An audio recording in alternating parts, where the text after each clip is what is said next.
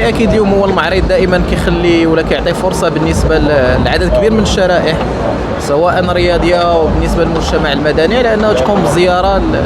للشركات سواء المغربيه وربما الفرق اللي وطنيه اللي كتقدم واحد الصور اللي ايجابيه، كتقدم المنتوج ديالها وكتقدم كذلك البرامج ديالها، وهذا امر مهم.